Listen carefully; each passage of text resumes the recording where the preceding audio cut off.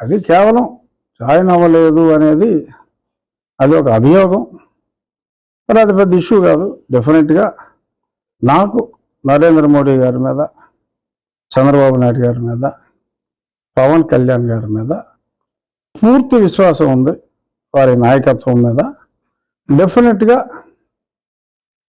జగన్మోహన్ రెడ్డిని వారు ప్రేమించరు అనేదే నా ప్రగాఢ విశ్వాసం. మొట్టమొదటిసారిగా ప్రజలందరికీ జగన్మోహన్ రెడ్డి అంటే ద్వేషం ఉంది చాలామందికి. బట్ ఆ ద్వేషం ఉండటం వేరు, మనసులో కుమిలిపోయినా అని అడగటం వేరు, అంటం వేరు. సో అది నేను అందరికన్నా ఓ సంవత్సరంన్నర ముందు ఎక్స్ప్రెస్ చేశా. అది ప్రజలకు తెలుసు. సో కాబట్టి జగన్మోహన్ రెడ్డి మీద జరుగుతున్న ఈ ప్రజా పోరాటంలో, ఈ ఎలక్షన్స్లో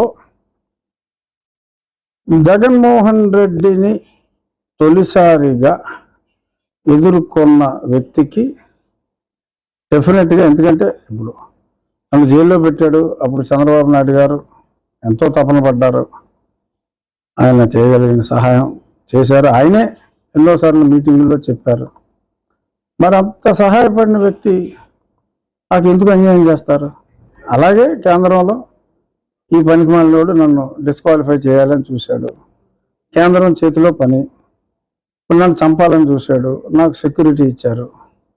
సో నన్ను చంపకుండా కాపాడిన కేంద్ర ప్రభుత్వం, నా పదవి పోకుండా కాపాడిన కేంద్ర ప్రభుత్వం, నేను వీరి చేతిలో చావు దెబ్బలు తిని బయటికి రావటంలో ఆ సమయంలో మరి ఎంతో సహాయం చేసిన చంద్రబాబు నాయుడు గారు నాకు అన్యాయం చేస్తారు అనే ఆలోచన కూడా నాకు లేదు. డెఫినెట్గా 3 రోజులు పడుతుందా, 4 రోజులు పడుతుందా, ఖచ్చితంగా కూటమి అభ్యర్థిగా నేను నరసాపురం నుంచే పోటీ చేయగలను అన్న విశ్వాసం నాకుంది.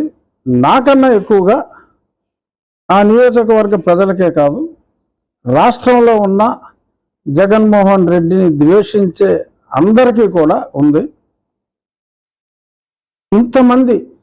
ఇంతమంది కోరుకుంటున్న